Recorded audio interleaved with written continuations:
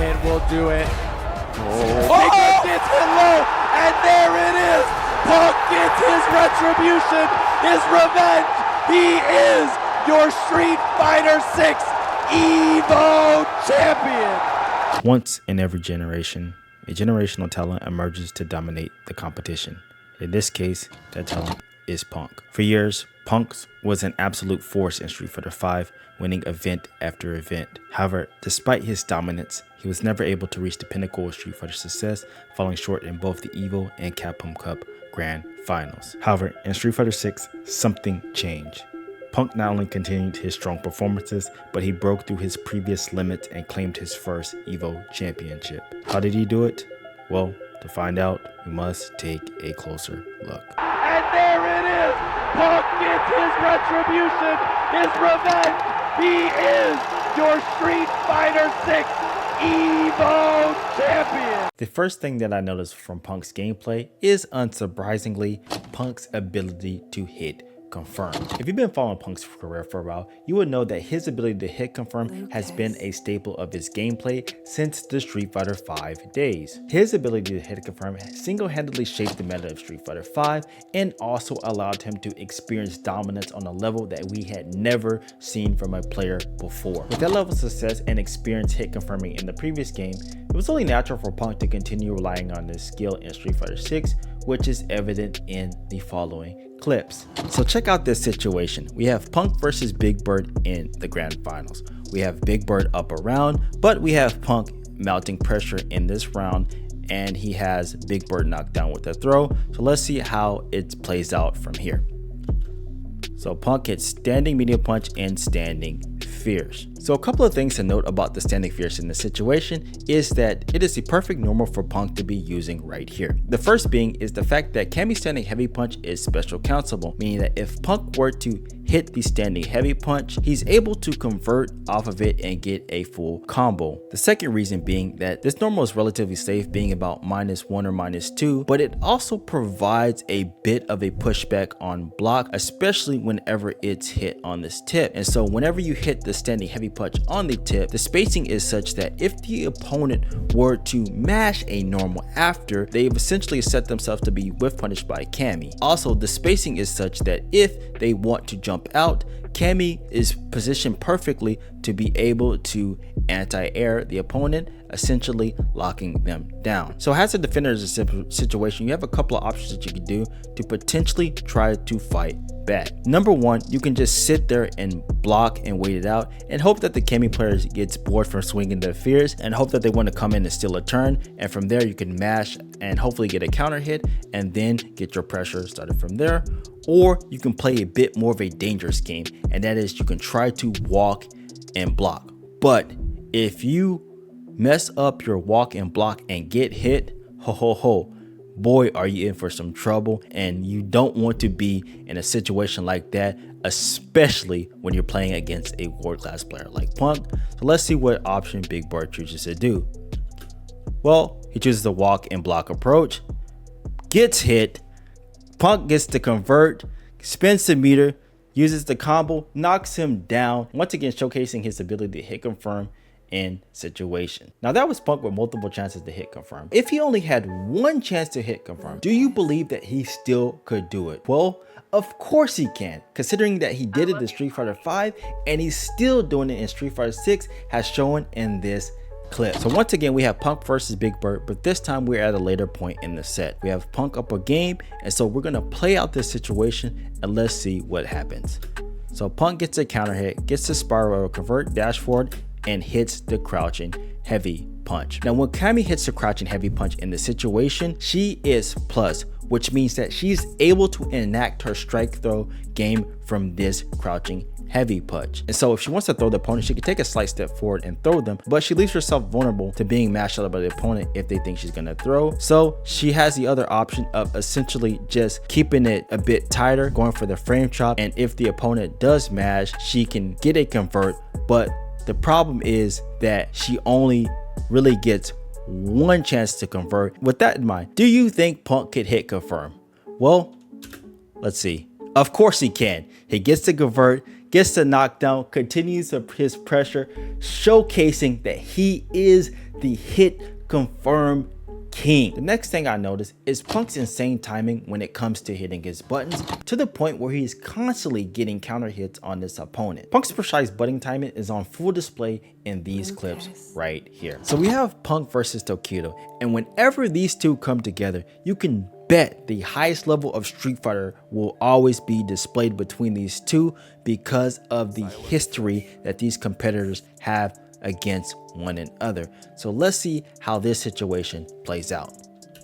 So we have Tokido drive rushing in and hitting the low forward into Gen Rai. So when Ken is putting the opponent in this Gen Rai situation, there are a couple of different options that he can do to mix up the opponent, and they become even more potent depending on the character that they play. But unfortunately in this situation, Tokido has to deal with the fact that Punk is playing Cammy, and Cammy has pretty much an easy option that she can do to shut down a lot of options, which I'm going to talk about later once I get through a lot of the options that Ken has from the Gen Rai. And so from the Gen Rai, he can do nothing, and depending on the strength of the Gen Rai, if it's a lower strength, it's going to be punishable because those are negative. But if it's the higher strength of the Gen Rai, it's going to still be negative, but it's going to be unpunishable. Or he can also go for the Gen Rai into the low, which creates this small gap to where if the opponent were to mash, he can get a counter hit and then get a convert from there, and then be able to continue up the pressure. And lastly, he can get a bit cheeky and go for an overhead. Now, as mentioned earlier, Cammy just has an option that shuts down a lot of those options, and that is the fact that she is a character that has a fast XDP, and so her XDP is going to punish a good portion of those options. And so that's pretty much a blatant option that Punk can just go for if he doesn't want to have to deal with the mix-up. But there's another option that Punk can do that nets an even higher reward if it were to work, and that is a delayed button. So if you choose to do the delay button, it's going to beat out almost all those options. If Ken chooses to go for the low cancel for the frame trap, you'll be able to block the low. Also, if he goes for the overhead, then you're going to get a counter hit, and then you're going to be able to get a big combo convert off of that. So it's worth it to go for the delay button. And so what option do you think Punk is going to use? Well, he uses the delay button option, gets the counter hit convert, knocks him down, and continues his pressure. So that was just one instance of Punk's beautiful button timing. Let's take a look at another one. Once again, we're right back to the Punk versus Big Bird set and a neutral situation. So let's play it out and see what happens. So we have them playing neutral. Punk hits crouching medium punch, and then Cammy's standing heavy kick. So once Punk hits his standing heavy kick in neutral, it becomes a mind game situation because Cammy's standing heavy kick is -3 on block. Now from this -3 situation, both players are going to have to make a decision. On Big Bird's side, he can choose to take back his turn immediately with normals such as a medium normal, or he can get greedy and do a heavier normal such as standing fierce to take his turn. But depending on the normal that he uses, Punk can sniff it out. So if he uses the medium normal, then if Punk were to mash, he's going to get counter hit. But if he were to use a heavier normal, if Punk were to mash, then it's going to beat out that heavier normal because of the frames working in favor of Punk. Now, an option that Punk can do is if he doesn't want to have to play the potential counterpoke game, he can just hit parry, and he can get a perfect parry and get a convert off of that perfect parry. But if Big Bird sniffs out the fact that he's going to do a perfect parry, he can just walk forward and throw him. And so Punk, if you think Big Bird is going to walk out and throw him, he can just mash and get a convert from there. So there's layers of decisions that need to be made, and each player has to pick a decision on what they're going to do. So what does each player decide to do? Well, Big Bird does is a stand fierce. Punk gets to crouch a medium punch, showcasing a feel for the game that I've never seen before, where you just kind of know that the opponent is going to do something overcommittal, and so you pick the right button at the right time. The final thing that stood out to me was Punk's situational awareness. His situational awareness was so high, not only did it allow him to seize momentum at times in the match, it also allowed him to make big time decisions in the clutch, which we're able to see in these clips right here. So take a look at this. We have Punk versus Momochi and both players have a game, and we have essentially the start of a round. So let's see how this situation is going to play out. So we have Punk blocking, then he mashes with the immaculate timing that we talked about earlier, throw tech, and then Momochi dashes forward and jumps out of the corner. Now, whenever these jump out of the corner situations typically happen, the offensive player likes to do a back throw. What the back throw does is it puts them back in the corner and essentially allows you to cage them again. And so whenever you're at this high of a level, players are going to be aware of that because it is a common situation that happens a lot. Punk knows that this is a very common situation. So instead of back throwing the opponent, he does something completely different. He chooses to shimmy, gets to convert, gets to knock down, and that continues to apply the pressure, showcasing that he understands the situations that are going on in this game. So this next situation showcases how Punk's situational awareness leads to a big time decision, but this time in the clutch. So check this out. We have Punk versus Big Bird, and we have both players with low health and low drive gauge. So let's see how this situation plays out. So Big Bird has a throw, he throws the fireball, Punk goes for the DI, thinking he can get the punish, but since the fireball is meaty, Big Bird's able to DI back, gets the knockdown, goes for the level 2. Now when Big Bird sets up the level 2, this situation is pretty much checkmate. As soon as the level 2 comes out, he's going to do the enhanced spinning mixer and lock him down. And once he locks him down with that initial spinning mixer, he's then going to be able to continue with the tight block string, and then from there the chip should mount up. And then even if it's not enough with the mixer, he's going to be building up meter, and from there he can just do an EX to essentially end it if he doesn't have enough of the level 2 to continue with the enhanced mixer block string, or he can essentially just establish the lockdown situation first, then do like a light into DI to get the stun, and essentially go for the combo from there. So how does it play out? Well, kind of exactly as I was saying. Does the chip, does a lockdown situation, lockdown again, doesn't lock down, tries to go for the overhead. Punk reads it, goes for a super to punish him for getting over aggressive. So they're playing neutral.